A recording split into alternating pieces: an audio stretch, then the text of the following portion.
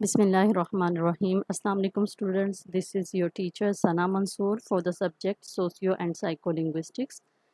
This is week 5th and the lectures we have 9th and 10th, and the topic for discussion is different approaches and methods of teaching. So let's start our lecture, that is approaches and methods. It is a famous proverb from China: a thousand teachers, a thousand methods. We have so many teachers, that is why we have so many methods, because every teacher has his or her own individuality, and he has his or her own method or style of teaching. So let's talk about teaching methods. Basically, teaching methods or methodology is a narrow topic because it's founded in theories and educational psychology. If you have a degree in teaching, you most likely have heard of names like Skinner, Vygotsky, Gardner, Piaget, and Bloom. If their names don't ring a bell, you should definitely recognize their theories that have become teaching methods. The following are the most common teaching theories. First one is behaviorism. Behaviorism is a theory that every learner is essentially a clean slate to start off and shaped by emotions. People react to stimuli, reactions as well as positive and negative reinforcement.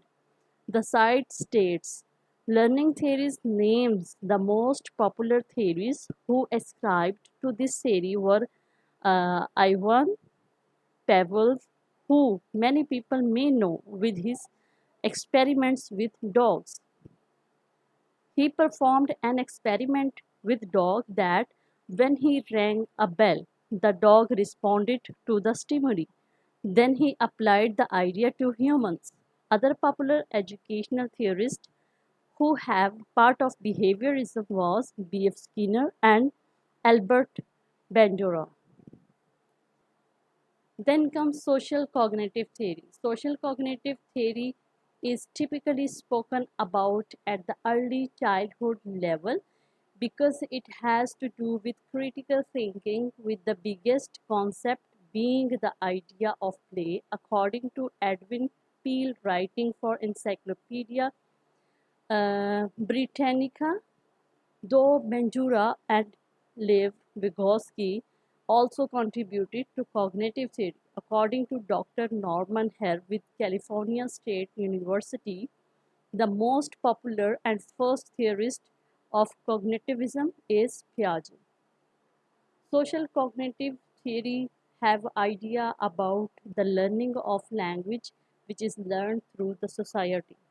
And behaviorism school of thought says that language is learned through behavior, through repetition, through reinforcement. So there are four stages to Piaget theory of cognitive development that he created in 1918. Each stage correlates with a child's development from infancy to their teenage years. The first stage is called the sensory-motor stage, which occurs from birth to 18 months. The reason this is considered cognitive development is because the brain is literally growing through exploration, like squeaking horn, discovering themselves in mirrors, or spinning things that click on their floor mats or walkers, creating habits like sleeping with a certain blanket, having reflexes like rubbing their eyes when tired or thumb sucking, and beginning to decipher vocal tones. The second stage, or the perioperational stage. Perioperational stage occurs from age 2 to 7 when toddlers begins to understand and correlate symbols around them, ask a lot of questions, and start forming sentences and conversations, but they haven't developed perspective yet. So empathy does not quite exist yet. The website states this is the stage when children tend to blurt out honest statements, usually embarrassing their parents because they don't understand censoring themselves either. So, the final stage, which is called the formal operational stage, though by definition ends at age 16, can continue beyond. It involves deeper thinking and abstract thoughts as well as questioning not only what things are, but why the way they are is popular. The site states many times people entering new stages of their lives like high school, college, or even marriage go through elements of Piaget's theory, which is why the strategies that come from this method are applicable across all levels of education. From age 7 to 11, children are beginning to problem solve, can have conversations about things they are interested in, and they are more aware of logic and develop empathy during the concrete operational stage. Then comes teaching approach. So it is a set of principles, beliefs, or ideas about the nature of learning which is translated into the classroom. Teaching strategy. It is a long-term plan for action designed to achieve a particular goal. Teaching methods. It is a systematic way of doing something. It implies an orderly, logical arrangement of steps. It is more procedural. Teaching technique. It is a well-defined procedure used to accomplish a specific activity or task. So there is difference between teaching method, teaching technique, teaching approach, and teaching strategy. Examples of teaching approaches. Some approaches are teacher centered, some are learner centered, some are subject matter centered, some are again learner centered, some are teacher dominated, and some approaches are interactive. Banking approach is there, constructivist is there, disciplinal approach is there, integrated approach is there, individualistic, collaborative, indirect, guided or guided approaches are there. Teacher-centered approach.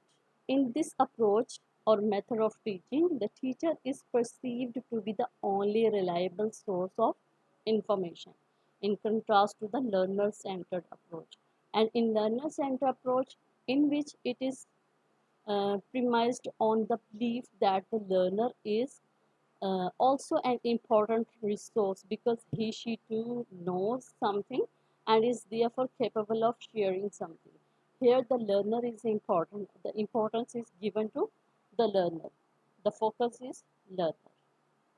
Subject matter centered. Subject matter gains primacy over the that of the learner. So here the subject matter or the topic is important, which is being taught by the teacher and which is being learned by the learner. Teacher dominated approach. In this approach, only the teacher's voice is heard. He or she is the sole dispenser of information. So here the teacher is dominant. Interactive approach. In this approach, an interactive classroom will have more student talk and less teacher talk. Students are given the opportunity to interact with teacher and with other students. So there is interaction between teacher and the students. Constructivist approach.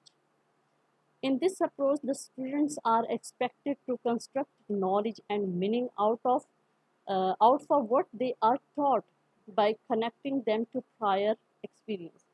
So here students will learn new knowledge and they will assimilate new knowledge with their background knowledge and they will construct the new one, the new thought. Then comes banking approach. The teacher deposits knowledge into the empty minds of students for students to commit to memory.